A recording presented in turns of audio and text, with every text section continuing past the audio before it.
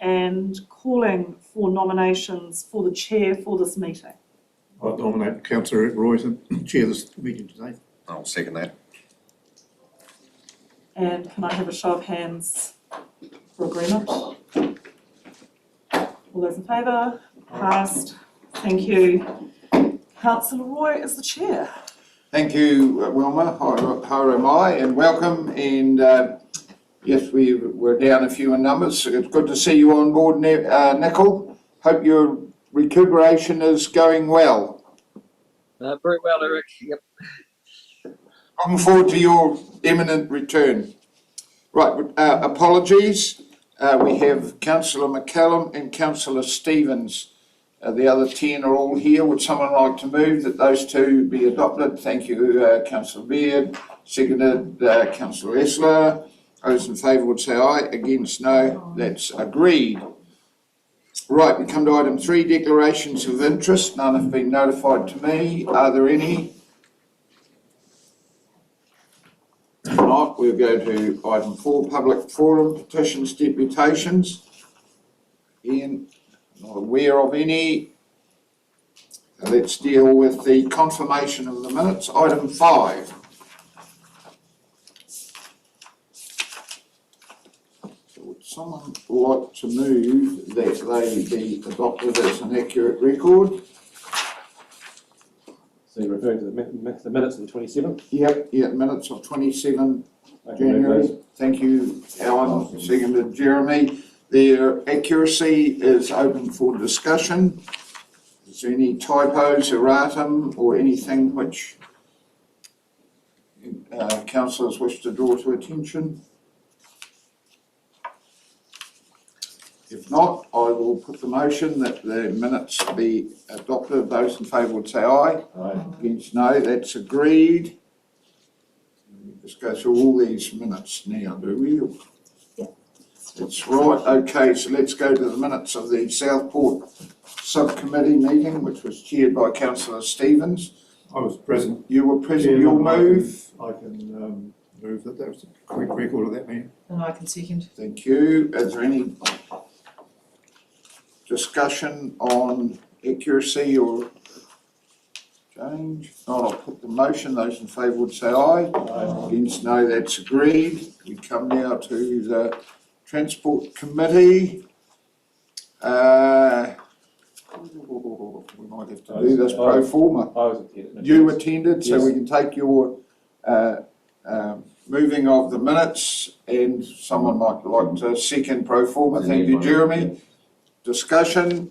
No. Just that obviously submissions are now open. The document is on the website, and the submissions are to be received by the 29th of March. Okay, thank you. Put the motion. All those in favour would say aye. Against, no. That's agreed. Strategy and policy. I was an apology to that, so I might have to get someone else to move and second that one. I can move it. Thank you, Councillor Ludlow. Seconded. Seconded. Yep, Alan Beard. That's right. Discussion. Which one are we on, please, Chairman? Right, strategy and policy, page 23. I have a question Yes. related to one of the topics was brought up by the Marine Guardians relating to the haul-out area at Bluff for the cleaning of boat hulls. And I know that there's a project underway, a joint council one, to fix the wharf area, the ramp haul-out area there, and provide for a haul-out for larger vessels to have their hulls cleaned. Do we have any time frame on when that's going to commence? I wasn't at the meeting, so I can't. Speak to that. So we're just looking at that right now, and we'll be able to provide that update to you in a briefing this week if you like. I think we should know by Monday. It has become an issue. There's one or two vessels have been found to need to have their hulls cleaned. Yes, I think there's an area they can be hauled out to. Yeah, I think there's a broader issue around the entire project that we just need to be clear of all the detail of. Does someone have a look at what's coming off those hulls to make sure that there isn't something which we should be aware of? I can't answer that question. Yeah, if it's under area, in this under area in North Harbour, so if you're cleaning your hull and it's a very unlocked and it goes to the part probably doesn't matter, but there are other marine Yeah, organisms. There's different worms and various things, so it would be really good if there was a periodic monitoring of the actual biota that's coming. Yeah. Yeah, Peter? Oh, sorry. Yeah, I've got a couple other comments. So, Peter? Thanks, Mr. Chairman. Just want to note too that, talking about the Marine Guardians, just a wee bit of pressure on the resumption of the coastal plan refresh, and that's starting to come in from a few angles too across the province. We need to move forward and get on with it. We've got good reasons why that's not the case. So just noting that there is pressure for us to continue on with that work. Can I just comment? to that? Yes. Just to be clear though, the coastal plan is proceeding. It's not that it is not proceeding. We're still working on it. We're like 25% of the work is left to be completed. So that is still underway. Lyndall? Thank you, Mr. Chair. Just to follow up Councillor Cook's comment, the Marine Guardians did make a point of recognising that actually a contained cleaning process was preferred rather than just washing it into the harbour. Yes. Oh, Nicole? Yes, and just in response to that letter, we do need, I guess, to respond back to the Guardians on the matters they raise. Doesn't have to be today, but we just need to keep that to the forefront and actually reply to them. Thank you for that. Follow that up. Yep, it's going to be followed up. Were there any other comments on that policy? Right, I'll put the motion that the minutes be approved. Those in favour would say aye, against no. That's agreed. OPEC, page 29. Do you want me to comment before it's moved or after? Prefer to have the motion on the books. I'll move the motion then, thank you. And a seconder, Jeremy. Yes, Lyndall? Thank you. Just to note that this is the first time probably that we've had the dual OPEC minutes, because we've, as you're aware, have split those off into more risk focused and more finance focused. So those first minutes are the more risk focused minutes of that part of the meeting. So And I'll was comment on the finance one next. clarification, we're doing these minutes one at a time, Yeah, so we'll yeah. deal with the first Yeah. one. That's just throw Any us over. comments? Thank you for your explanation. I'll put the motion. Minutes be adopted. Those in favour would say aye. Against no, that's agreed. We come to the second OPEC minutes on page 35. I'll move those. Moved, Lyndall. Seconded, Jeremy. Comment from Neville, then Jeremy. Comment, Chairman, but I wasn't present at that meeting, but I seem to have managed to second motions during the meeting. Okay, My name is mentioned. right. The ever-present Councillor Cook. Seems to be an issue with OPAC, Chairman, I have to say. It's happened on several occasions where I've been present or not present, but it hasn't been recorded. Have you a stunt double? Something like that. Jeremy? And just quickly, Councillor Stevens is spelled different Stevens. The same meeting, there's a S-T-E-P-H-E-N. So it's just typos. But also, just another wee thing is just in regards to that meeting where I was talking about the surplus in regards to the 6 months. Sorry. Carry on. The surplus and making your position quite probably in a lot better position than maybe it is, and obviously the media indicated that sort of went to the media, and it's always good to look at the full year figures rather than public have picked up on that thing and things are looking pretty good, whereas it could be a wee bit not so good. Sorry, Lyndall. That's all right. I was just we've followed a slightly different order today, so I was fully armed to comment on that actually. Sorry. So just to point out that the 4.3 million better than budget is a year-to-date figure, so that's we need to keep that in mind, and we also need to keep in mind the unrealised income and the forecast total deficit, that last paragraph, the forecast total deficit will be 460,000. Right, just wanted to highlight that in the light of discussions, and obviously really relevant, so thanks for that, Mr. Chair. Cool. Any other comments? With the motion that set of OPEC minutes be adopted, those in favour would say aye. Aye.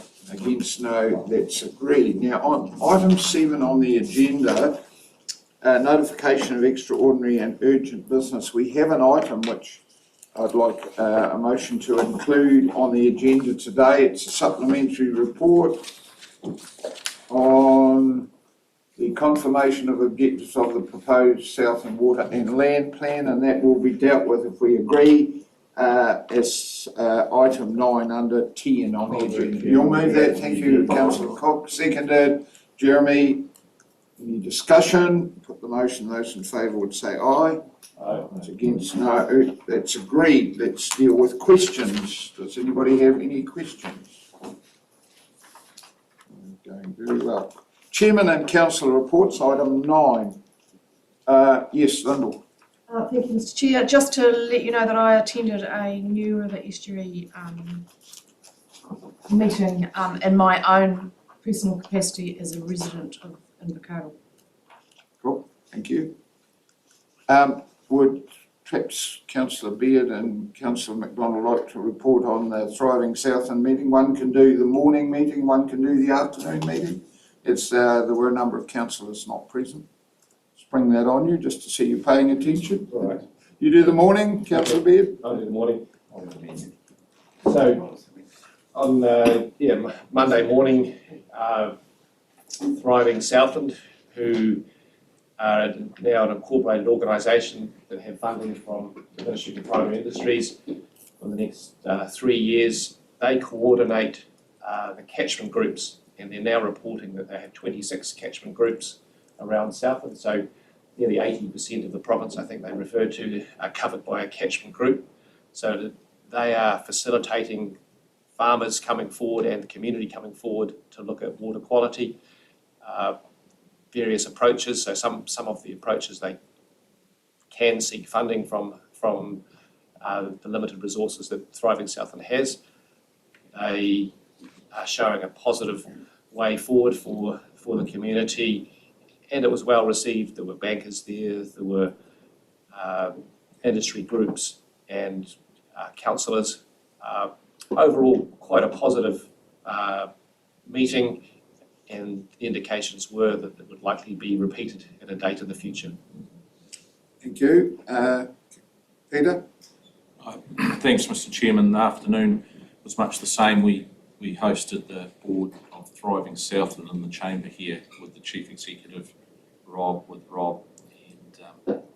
basically it's a pretty my views were it's a pretty impressive group of people and skills that were there.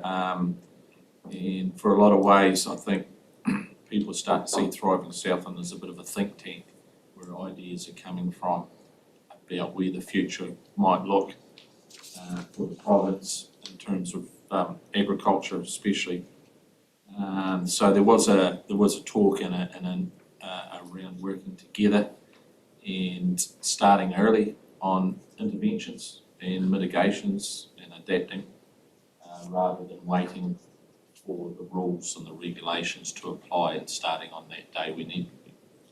We understand there's a suite of stuff we can be doing now, moving on now. That's the general theme of the discussion, but very, very positive, and it's great to have a group like that looking out for our interests. So. Right, any other reports? Yeah, Jeremy? Yesterday I was asked to open the Shorthorn Milking New Zealand AGM and conference on behalf of Chairman Horrell. I thought I was going there for a nice 5 minutes I was given information just to explain where he is and the regulations with the fresh water side of things. Once the questions started going, I think half an hour later I was managed to walk out of the place, but it was really interesting from the point that you had everybody from New Zealand, like a lot of Taranaki, Waikato, Canterbury, asking questions and it was good to see it put Southlands where we are sort of going. And then they were sort of saying, telling us some of the issues and things like that. So it was actually quite good to have that. And I think hopefully Southland, they thought Southland was in a pretty good space the way we're dealing. You saw it as a positive.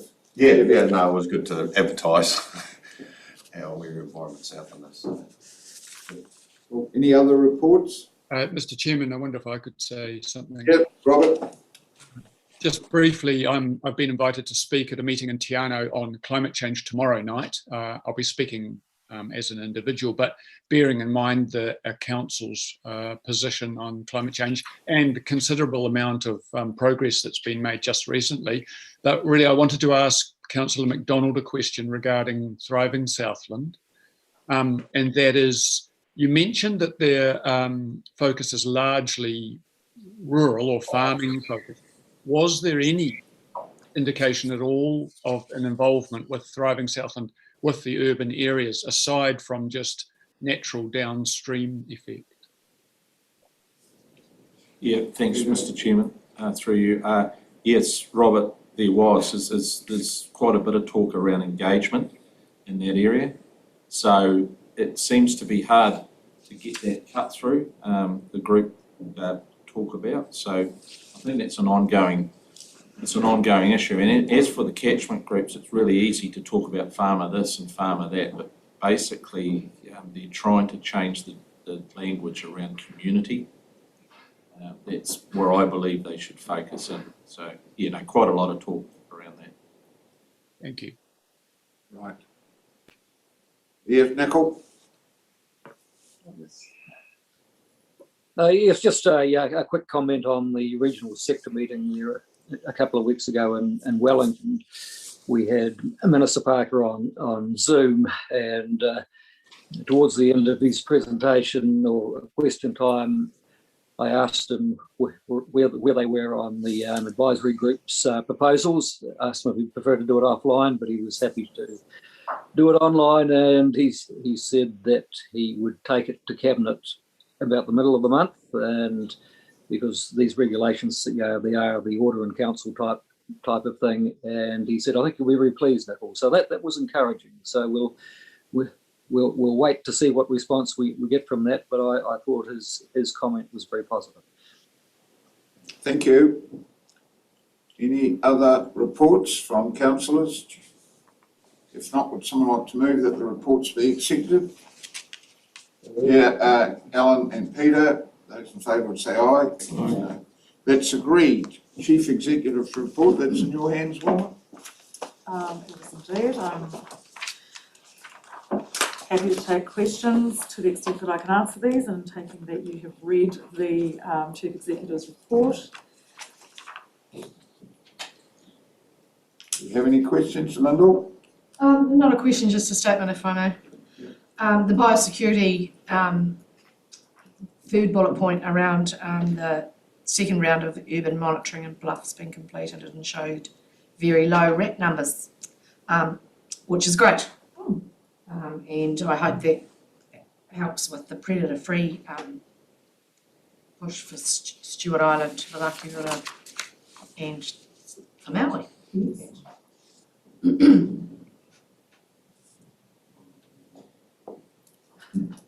Anything else? Yeah, I was going to comment on, I'm not sure whether it's mentioned in here or not, but there's obviously good progress on the Bluff to Invercargill walkway, cycleway. I've been out there several times in the last few weeks, and it's been a long time coming, but it's looking pretty good. So great to see that progress, and there's lots of people just finishing Tiaroa at the moment. They've started off perhaps Labour weekend and they're just finishing now, and they will be appreciating the opportunity to do the last day off the road. So work. Do we have a ETA for completion of that? Is there any? I couldn't answer that. Russell Hawkes would know. Yeah, right. Yeah. Just really a question on the regional forum and the expression of interest process. I guess we had close off on the 3rd of March. Whether you wish to give us any update on how that close off went? So councillors, I think you might recall yesterday there was a bit of an update on that. There is a process underway which will be started this week to select the new members of the regional forum. So that's well underway now. And there was a reasonable number of inquiries to join the regional forum. Yes, I understand that there were, and those people are all going to go. Most of those people, I think, are going through a process this week. Anybody online have a question that I missed you? No? All right, no other comments or questions? We've got a recommendation that the report be noted, which says thank you, Jeremy. Seconded, Peter. All in favour would say aye. Against, no. That's agreed. Now move to the appointment of members to the regional forum, which is on page 56. You can talk to this one. Yeah, so this is further to your comments, Councillor, that the process of selecting the new appointees to the regional forum does require that a selection panel be appointed, and that is actually the responsibility of this council. So we are recommending that you do that selection today and appoint that panel of minimum of two, panel to appoint the minimum of 2 and up to 5 new regional forum members. So we need to appoint a councillor to be on the selection panel, and that person should have the delegated authority to confirm the appointments to the regional forum on behalf of this council. Before we deal with the recommendations, do we have any other questions, Peter? Yeah, thanks, Mr. Chair. Do we, because we're after some urban representation for these 5 slots, would it be appropriate that we nominate an urban representative councillor onto this group? That is entirely for your decisions, councillor, as to who you would like to be on this panel. I think the work of the regional council is, the regional forum is, well known here, so you know what the scope of the work is. So really, it is a matter of ensuring that the recommendation is, I think, is a panel of 4 that will be here, be part of the selection process. The work is starting this week, so we do need to appoint someone today, but that's entirely over to you as to who you would like to. Can you just refresh us who the other 3 members of the panel are? So there are 3 members of the panel, one from Te Marama, so it will be an iwi representative, and the chair and deputy chair of the forum itself. All right, any clarification? Well, under the recommendation 2, Chairman, could I nominate councillor? Well, we do 1 first, and then we're entitled to I'll do move recommendation 1. recommendation 1. Moved Neville, seconded Jeremy. Any further discussion on that? Checking the panels. No. Right. I'll put the motion. Those in favour would say aye. Aye. Against, no. That's agreed. Let's deal with recommendation 2, to appoint a councillor to be on the selection panel and delegate authority to the councillor to confirm the appointments on behalf of the council. Open for nominations. Peter? Could I nominate Councillor Ludlow? Councillor Ludlow nominated. Is there a seconder? Neville, are there any further nominations? If not, I'll declare nominations closed. So we'll put that motion that Councillor Ludlow be the name on recommendation 2. Those in favour would say aye. Aye. Against, no. That's agreed. Thank you. Thank you. Yep, Jeremy? I just have a quick question, just to sort of run through that. Yep, quick. sure. Just in regards to the numbers, could we give an update on how many have actually applying? Total number and who's applied and things like that. Thank you. Kia ora everyone, thank you through the chair. Just an update on the numbers of applicants for the regional forum. Really pleased to inform you that we had 18 people apply for the, come through the expression of interest process, which is fantastic. I was going to be excited if we had 10. So that's fantastic, and some really good people amongst those, and quite a number with the particular interests we were seeking, which was around urban perspective and Te Ao Māori. So the selection panel will have a tough job, and it's fantastic. So they will work through that process over the next week or so, and the intention is that those new people, between, as I said, 2 and 5 new members, will be on board for the next workshop in April, which is going to be in Gore. I think it's the 13th and 14th of April. Do you have any other questions on the regional panel? Yeah, Peter? Just a quick comment, it's been quite a tough ask to come into a program that's so far on, like instead of stopping the program and backing up to take them along, they're going to just have to hit the ground running. You know, so that's you have to have quite a bit of quality there. That's really encouraging to have that uptake of the applicants, isn't it? It is, and again, through each year, it's quite heartening that the applicants that are there, some of them have knowledge of some of our challenges in Southland already, which I think is good.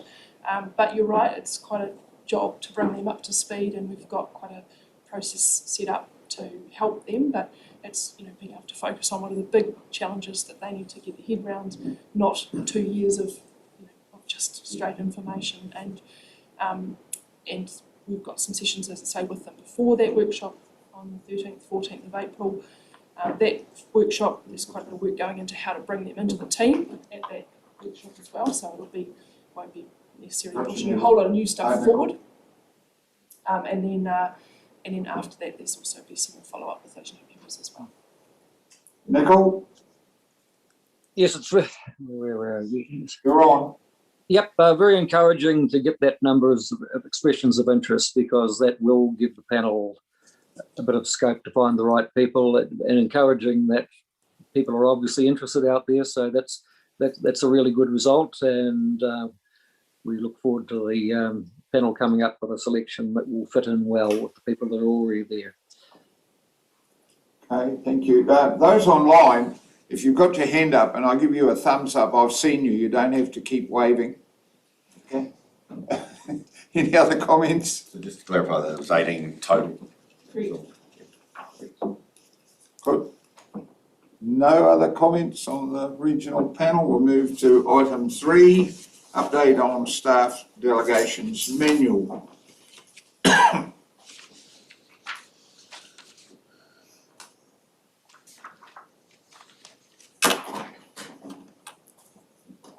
This is just a machinery item to deal with changes to staff titles as a result of the process we're going through in the changing of directors to general managers and the implementation of the new chief financial officer position as well.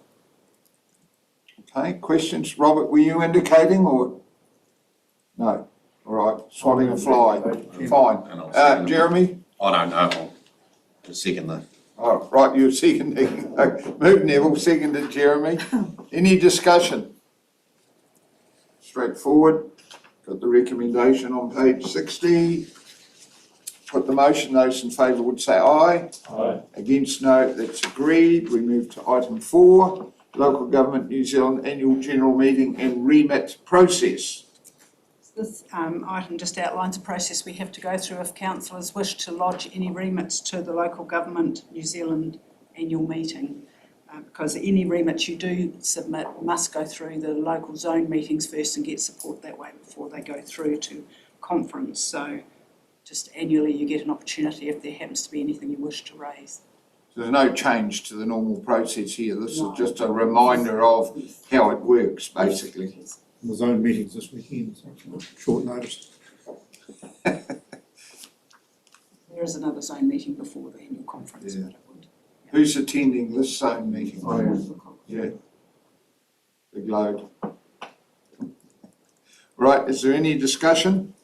Would someone like to move the recommendations? We can take 1, 2 and 3, given that it's Well, if there aren't any items, all you need to do is note the report. Righto. That'll be the end of it. let's just note the report. I move we note the report. Right, thank you. And a seconder is Jeremy. You're doing great work there today, Councillor McPhail. Thank you. All those in favour would say aye. Against, no. That's agreed. Right. Item 5, councillors' meeting schedule. Ever-changing diary. Right, Just a bit fluid. Jeremy? Just, are we missing a, Makarira, Reti and the Tower meetings in there? The liaison committee meetings? No, at the time it was prepared, we didn't actually have. Yeah, Oh, did they stay, those ones stay the same? Yes. Because in which case they were approved at the last Okay. meeting. Okay. This shouldn't have any updates from that point forward. We need to note that the LTP workshop that was scheduled for the 17th of March is moving to the 19th of March, and that the Water and Land Plan Appeals Subcommittee meeting is going to be on Tuesday, the 16th of March. They hope to have information out about that by Friday this week, because there's actually only two that can physically or be present, one by Zoom and one in person. It might be that everybody's by Zoom that can provide that feedback. And the Southland Civil Defence Emergency Management Group meeting has been rescheduled from the 24th of March to the 6th of May. Changes I'm aware of at this stage. Small correction, I didn't attend the Waitangi celebrations, I went to Te Ao instead. So I'm going to take myself off there, but also on the function that's on at the Tau on the 3rd of March, which has been rolled to another date. I am attending that. Sorry, Ellen, has that actually been, is there a new date for that? The ACE, is that the ACE? Yeah, it's fine, I think that's, I'm not aware of it yet, but I can find out if there has been a new date. I think there is a new date on. Right. Any other comments, corrections, Peter? You've got for the subcommittee, if you've got a AM or PM slot. 10 o'clock. Lyndall? And I have a Heritage Building Trust meeting on the 18th.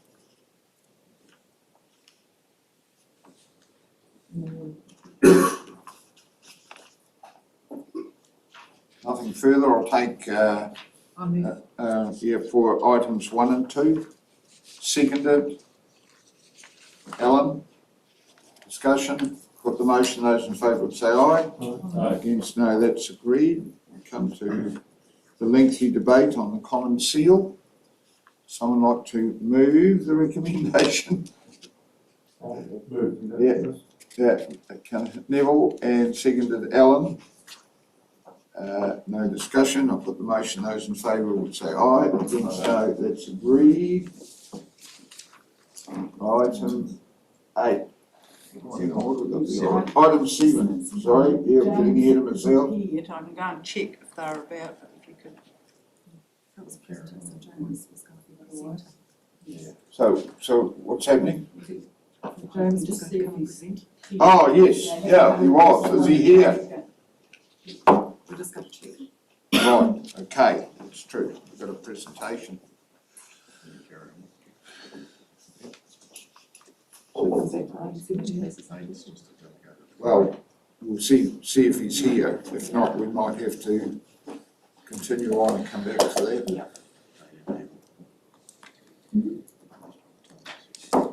Nice to see people.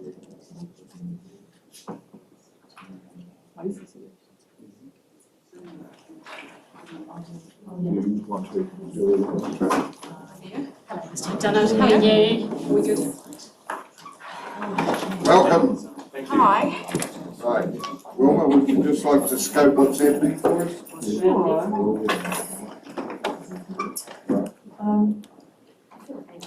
Good morning, hi James, nice to see you. So just, this is James from New Zealand Farm Environment Trust, also with others who I'll let you introduce, and you have come today to give us a briefing on the work of the Trust and update us on the balanced farm environment, if I understand that correctly. Thanks, Wilma. That's right. I'm James Ryan. I manage the New Zealand Farm Environment Trust. I'm Becky Lampard. I'm the Regional Coordinator for Southland. And I'm Olivia Ross, and I come in here with the hat on as the Chairman of the Southland Balanced Farm Environment Boards. So thanks for giving us an opportunity to update you today. Appreciate it's a particularly busy time for the Council. Look, we really just wanted to give you a bit of an update on current activity. It's been a bit of a disrupted year for some of the activities we usually undertake, but we're looking forward to with a bit more optimism over the next 12 months. So the Trust, our purpose is to champion good practice. We're an independent charity. We've been running for around about 20 years. We're firmly apolitical. Our purpose is really about showcasing good practice, showcasing that to other farmers and growers to help them get on the journey. So we're funded by a range of national organisations. You'll be familiar with many of them. Balance are our naming rights sponsor. We're best known for running the Balanced Farm Environment Awards. We also have a relationship with regional councils up and down the country. That's really important to us. So we do receive some generous financial support from the regional council, but it's also, perhaps more importantly, it's having some of that in-kind, that partnership relationship that we have with you that we really value, our input into our judging criteria, support for field days and so forth. So, as I said, we're best known for running the Balanced Farm Environment Awards.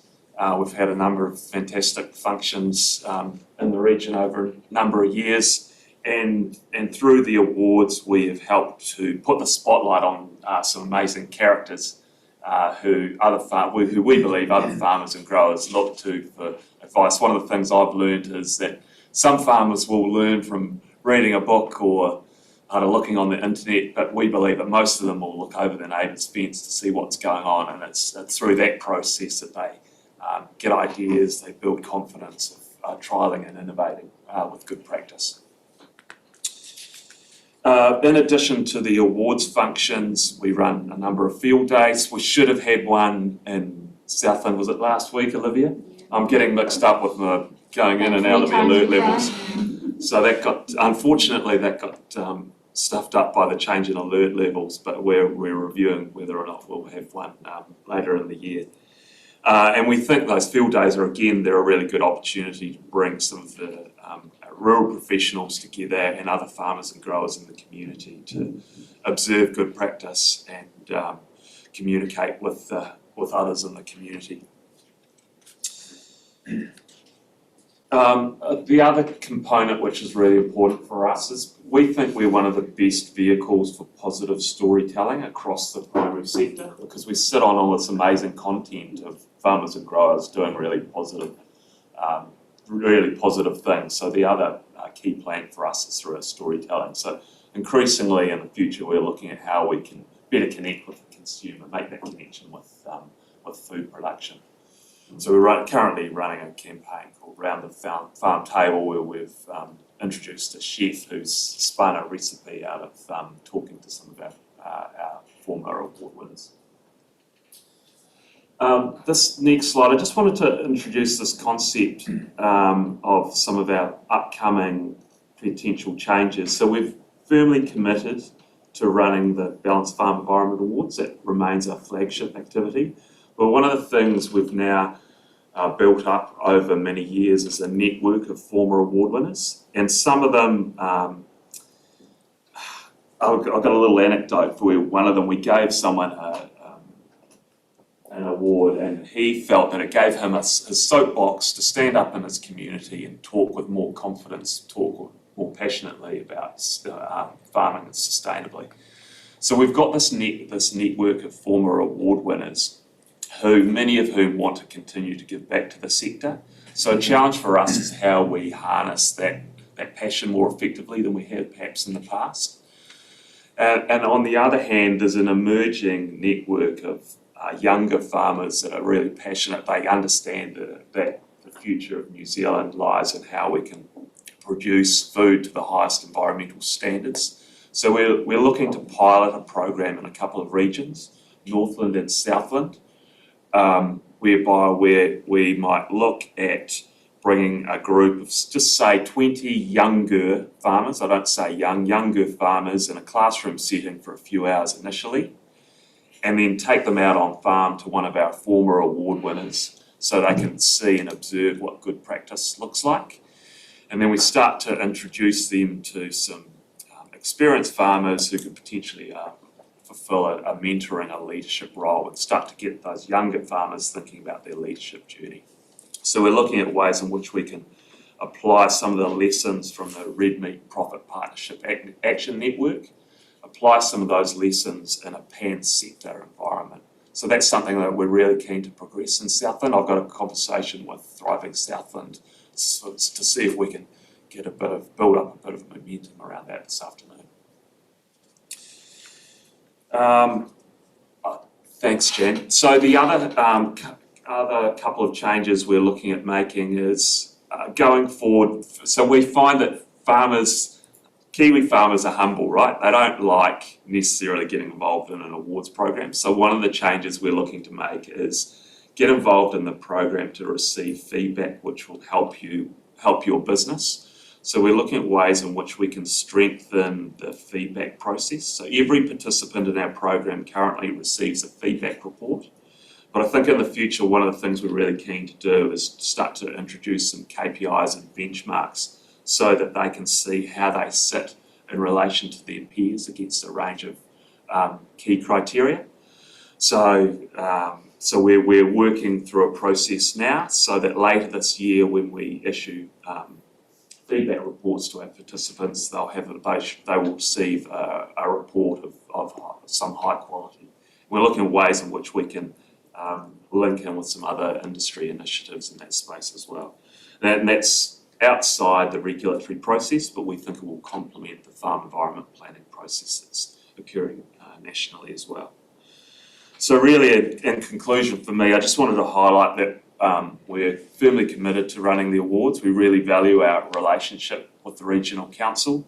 We're looking to make some changes to strengthen our judging criteria, strengthen the feedback that we give to participants in our program, with a view to launching a revamped program later this year. So focus at the moment is we've got a national function coming up in Wellington in a couple of weeks. We've invited the chair and the CEO. I know it's your particularly busy time of year for many of you, but if you can get up to Wellington on the 25th of March, please let me know and I'll make sure there's an invite for you. You've got some fabulous young farmers that Olivia can talk about more knowledgeably than me that representing the Southland region, whose field day we should have had last week. And the other thing that I've mentioned today is piloting this Future Champions of Good Practice, which we're really excited about, and we'd welcome your participation in that if we can find a way of making that work. One way might be through wheeling in someone with some technical expertise, a subject matter expert to talk about water quality and so forth.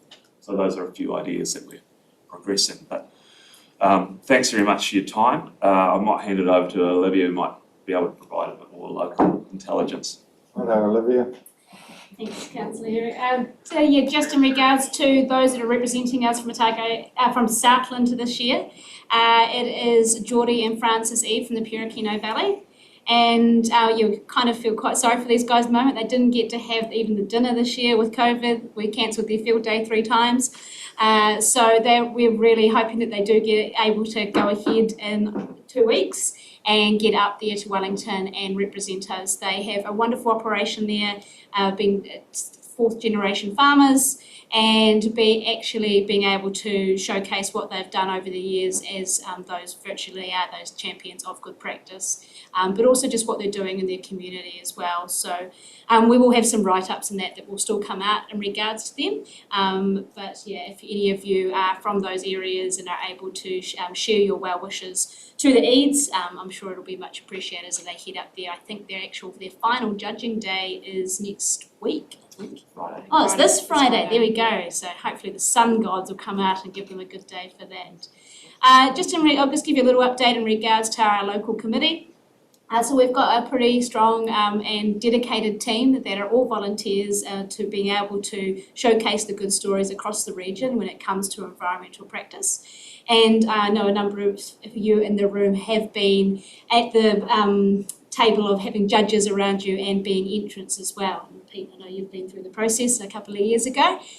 So we also have a judging team that comes in there outside from that committee as well, farmers that are on the ground and or have been local winners as well. So we hope to be able to bring that back to this year, but in the time that we have got with that downfall of that downtime of not having the awards in the last 12 months, we have been as a committee working at actually having some training. So we actually came and brought the team in here a couple of months ago, and we sat down and with the Environment Southland team and went through the whole sort of the land and water plan at a wider scale, just so that those in the committee could understand that. Those in the committee range from rural professionals to farmers, so it's stuff that they can take back to their business as well.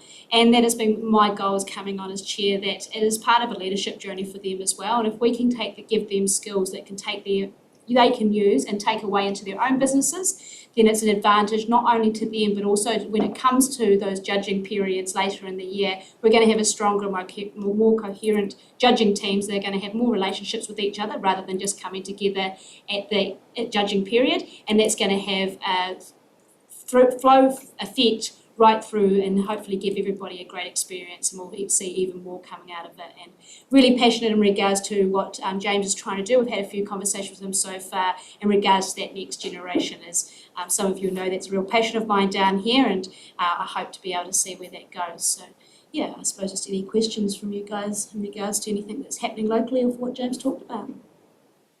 Did you have something you wish to contribute?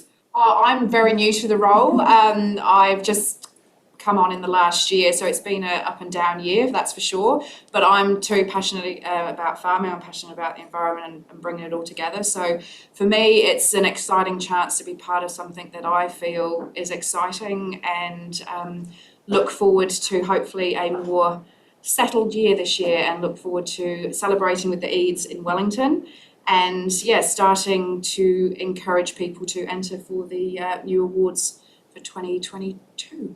Yeah. Cool. Well, we'll take some comments. I've got one or two listed. Nicole, you've got your hand up there.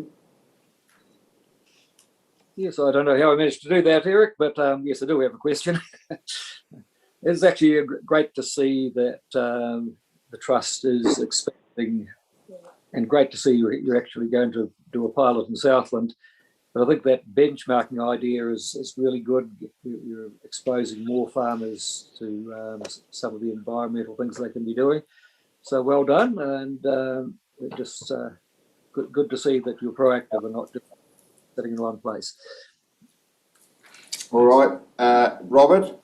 Thank you, Mr. Chair.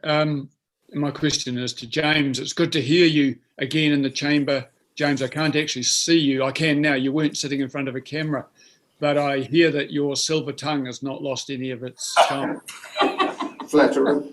Yeah, but wait till you hear what's coming next. No. I've been waiting for it. My question is about your farming awards, your environmental awards, and I'm wondering if you have an ethical category or an ethical lens that you run over your decision making. And I'm thinking particularly about some of those widely advertised ethical issues around farming, in particular the importation of phosphate from the Western Sahara, and the second one is the use of palm kernel expeller.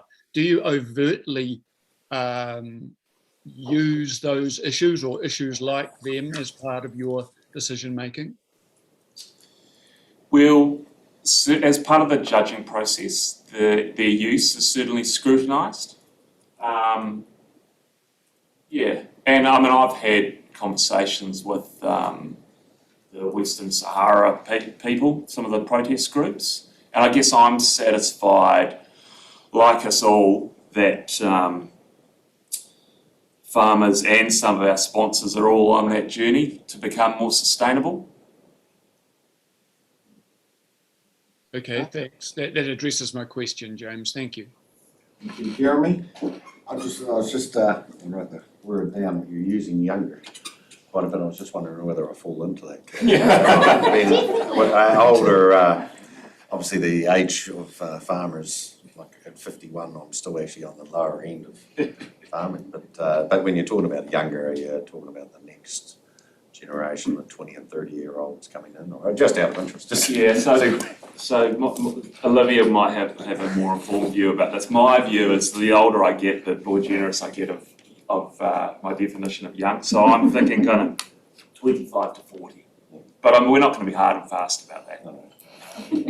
I think, yeah, you're right, Jeremy, when it comes to the next generation now, it's an experience other than an age number in regards to we've got a whole lot of career changes out there too that are new in into the farming business that are going to potentially have just as much impact as that new 25-year-old coming out of university as well. So I think in those ways it's a case-by-case basis in regards to where they are in their farming career and what value it can be. Again, any investment, it's like anything, and if I take the Generation Next program that we run outside of this, for example, that it is actually seeing as the value you're going to put into them going to be seen in the industry for long term, not short term. So that'll be, I think, what we'll be looking at as well. Okay, Peter? Yeah, thanks, Mr. Chairman. Thanks very much for that. It's really good. I really think the idea about using those past winners as exemplars, for example, I think that's a great idea because farmers still talk about that person as a past winner. It might go back 10, 20 years even, past winner of the award, so it carries a lot of prestige. So a question in amongst that is that, have you seen over a period of time, Olivia, you might be able to comment too, is that those respect values are held, because with farming it's about peer-to-peer respect. Have you seen those values change from a production based solely to a more rounded, holistic sort of way they look at those exemplars and how they go about? Is that change? I know it's a tough one because in our district and every other district it's always been about the farmer that gets the heaviest lambs, the biggest lambs, they're the best farmers. Do you think there's a wee bit of a rebalance going on at this time? While James collects his thoughts on that, I think it has gone to more of a big picture approach. If I look at the last 4 years I've been involved in the judging thing, that it's not just about, not just from those with the biggest and best production aren't always, meeting the other end of the scale as well. So I think, when people are looking at each other now, they're looking at that big picture approach, and catchment groups have definitely helped looking at that big picture approach. So that would probably be my take on it. Yeah, I agree with that. So I used to work at Dairy NZ, and I think across the sector now there's a lot more focus on profitability rather than just production. You will have your own very informed view about that as well. I think that's good for the sector as a whole. Keep it up. Good work, guys. Neville? Yeah, thank you, Chairman. Olivia mentioned the meeting with the council and talking about the land and water plan. My question is, do you know enough about it, and are you promoting it to the farming community as you go around doing your work? So I suppose I'm sitting here with the chairman hat obviously on. So I think from what the team found out that day, and Becky's probably a really good one to actually comment on that day because she probably came in with a lot unknown knowledge than what I came in with. So Becky, in regards to that day, what would your view be on it? I think, it was a great day and there was a lot of information kind of passed on. I think there's still a lot of uncertainty, but it's something that obviously we want to pass on to people, and we want to advocate, be an advocate for it. But I think there was still a lot of questions that needed to be answered. Like for me, I came in not knowing a lot, I suppose, and I still went away thinking I want to know more, and I suppose it would be a continuous learning kind of process, I think, to fully understand it before it can be communicated successfully.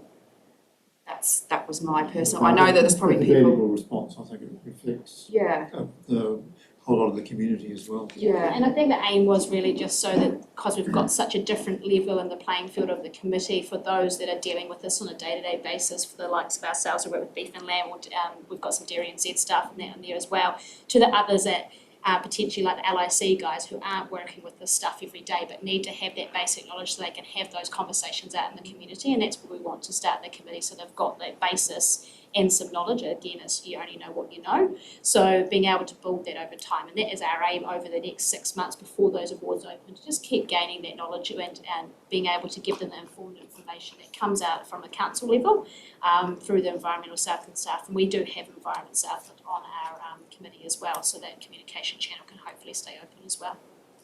Thank you, Chairman. Right, did we have any other, Alan? Just a clarification, thanks Mr Chair. You obviously go through a program, well, the years were selected, are they the 2020 winners or are they the 2021 winners? Because you then said you're starting about doing 2022, so what's happened to 2021? Do we have a contest this year or? No, we've had a break effectively. We made the call last April that we weren't going to run an awards program, and I'm getting mixed up with my years. We didn't call for entries towards the end of last year. We just felt there was too much uncertainty. And rightly or wrongly, I think in the benefit of hindsight, it was probably the right decision. So we've had a bit of a holiday, and then we're making some changes with a view to calling for entries July this year. So the process 2019 winners. So yes. Yeah. Okay. And so for the next from July onwards, there will be nominations or entries and close off judging to be announced in 2022. So a national function ordinarily would have taken place in June of last year. We were determined to still try and hold a function in person where everyone can gather, and that just so happens to be in a couple of weeks. Touch wood. Okay. Any other questions online? Anybody indicating?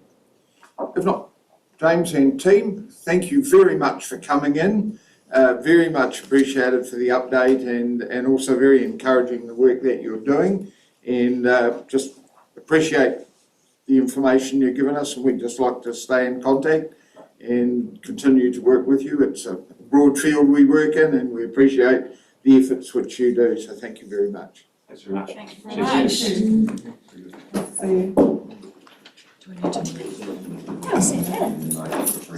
Let's move to item 8. Chair, do you need to move the noting of that briefing? Oh, we do, probably. Yes, thank you for your moving. Just getting a bit excited. Seconded Jeremy, I'll put the motion. Those in favour would say aye. Aye. Against, no, that's agreed. Yep, appreciate it. Right, item 8, Jen, you going to explain something to us? It's just the Council's delegation manual requires us to report expenditure that occurs outside of the delegation of the Chief Executive and the General Manager together. And this expenditure relates to work undertaken through the Mid-Dome Wilding Trees program and amounts to $498,633.31. It's the first opportunity. We're just the conduit on this, aren't we? Yes, we are. The program is largely funded through MS. I'll move approval, Chairman. Approval being moved by Neville Cook, seconded Peter McDonald. Discussion. Just a formal process. I'll put the motion. Those in favour would say aye. Against, no. That's agreed. We come now to publicly excluded. Can I? Yeah. Sorry. Do we have a supplementary excluding item? We do. Yeah. Can I just alert members that the schedule on page 2 doesn't include one of the items that is a report is in the publicly excluded, which is the Southport 12 February meeting. So it's not on the schedule. Oh, sorry. Yeah, I'm getting ahead of myself. Yep, right. Yes, we do. We've got the supplementary report, which we sought approval to include earlier. Can't read my own writing. Sorry about that. Wilma, do you want to talk to us about this? Yes, indeed. This is just a matter of making sure that the discussion and at the previous council meeting actually aligned with what was on the written recommendation in the paper. They weren't the same. So Lucy's just here to speak to this briefly. It's to tidy that up. Lucy, talk to us. Sure. Thank you, Mr. Chair. Through you, just to say, yeah, the supplementary report has been put together because of, as Wilma has alluded to, the original recommendation wasn't entirely correct. When you met on the 27th of January, you resolved to approve the topic A objectives that had been resolved via the Environment Court process on the proposed water and land plan. What it should have actually read as is all of the objectives, except for objective 16, are now to be made operative. And so the supplementary report is just to clarify that that was the intention. It's that needs to be approved and to be made operative. So the clarification within this report enables us to do that. We will have to issue another public notice to that effect, just to be 100% sure.